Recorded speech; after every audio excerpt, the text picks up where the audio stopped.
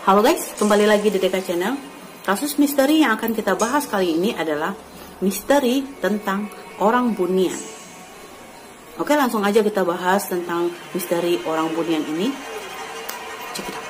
Orang Bunian ini adalah mitos tentang makhluk halus atau makhluk tak kasat mata yang dipercayai keberadaannya oleh orang Minangkabau atau orang Sumatera Barat, dan juga dipercayai oleh orang Kalimantan Barat tentang keberadaan orang Bunian ini. Selain orang Sumatera Barat dan Kalimantan Barat yang mempercayai tentang keberadaan orang Bunian ini, negeri jiran Malaysia juga mempercayai tentang keberadaan orang Bunian ini. Walaupun cerita tentang orang Bunian ini belum pernah bisa dibuktikan dengan nalar dan logika, tapi keberadaan mereka itu sangat dipercayai oleh masyarakat sekitarnya. Menurut cerita, orang Bunian ini tinggal di tempat-tempat yang sepi, seperti di hutan, di perkuburan, di tempat-tempat kosong atau bangunan-bangunan kosong yang sudah lama ditinggal. Mereka tinggal di sana, karena kan mereka itu makhluk halus kan, makhluk tak kasat mata. Dan ceritanya juga, orang Bunian ini berbentuk seperti manusia pada umumnya. Tapi, perbedaannya dengan manusia biasa itu, orang Bunian ini kalau dilihat itu kan, mereka itu kayak kita-kita juga. Tapi kalau dilihat dari segi wajah, orang Bunian ini, perbedaannya orang Bunian ini dengan manusia pada umumnya itu garis antara hidung dengan bibir ini, itu nggak ada mereka itu. Jadi mereka itu datar aja. Jadi itu salah satu perbedaannya antara orang Bunian dengan manusia.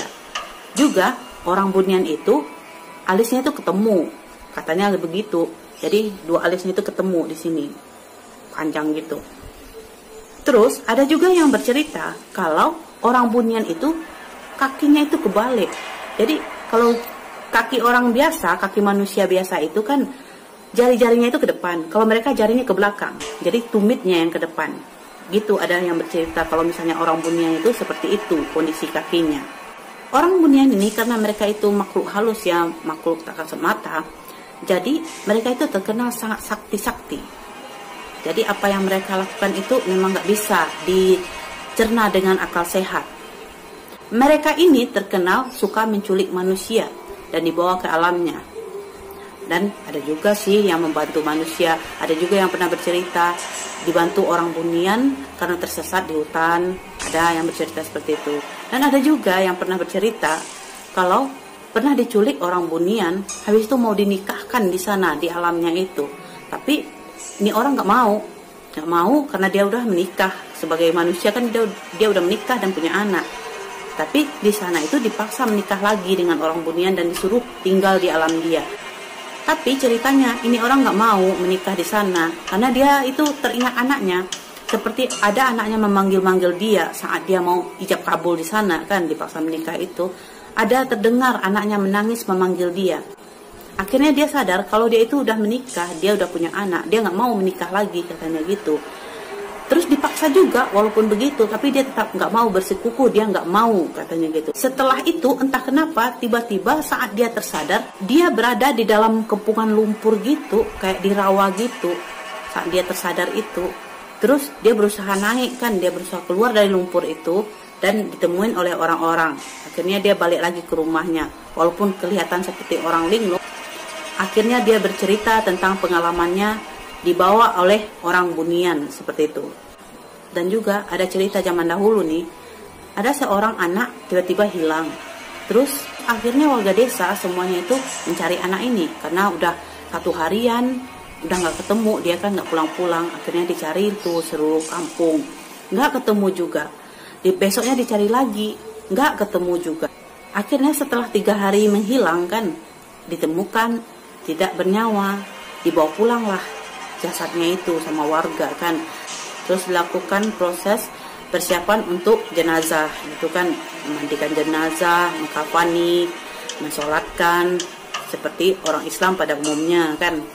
Setelah anak itu dikafani, tiba-tiba datang seseorang, orang yang termasuk orang pintar juga di sana, mengatakan itu jasad bukan anak yang hilang itu pohon pisang. Dia bilang seperti itu. Warga langsung marah kan. Masa jasad yang udah dikafani dibilang pohon pisang? Terus yang punya anak ini, orang tua anak tersebut juga kok bilang anak saya itu pohon pisang. Tapi orang itu bersekukuh kalau itu bukan jasad anaknya, tapi pohon pisang. Anaknya itu sudah dibawa oleh orang bunian, begitu. Terus orang pintar ini mengatakan untuk membuktikan kata-katanya itu, dia mau memotong anak itu menjadi 2 bagian.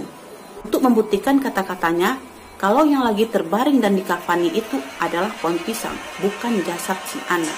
Setelah berembuk, warga dengan orang tuanya, akhirnya orang pintar itu diizinkan tuh, karena orang pintar itu memang udah terkenal di kampung itu, ceritanya begitu.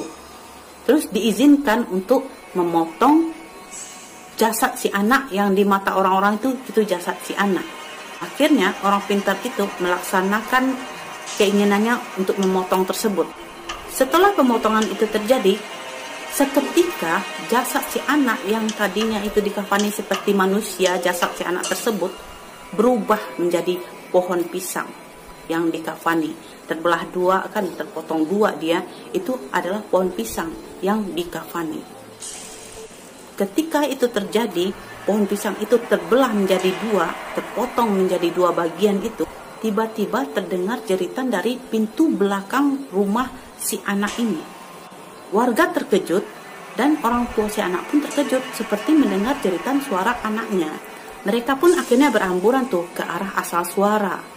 Dan saat itu mereka melihat si anak itu berada di balik pintu dalam keadaan yang sangat kucel, seperti orang ketakutan sambil menangis. Jadi si anak itu sambil menangis seperti orang ketakutan, kucel, kumal gitu, menjerit-jerit dan menangis. Akhirnya warga dan orang tuanya itu membawa anak itu ke dalam dan membersihkannya. Menurut orang pintar ini, hal ini terjadi karena orang bunian itu sengaja mengelabui mata orang tua si anak dan warga desa semuanya melihat pohon pisang itu seperti jasad si anak.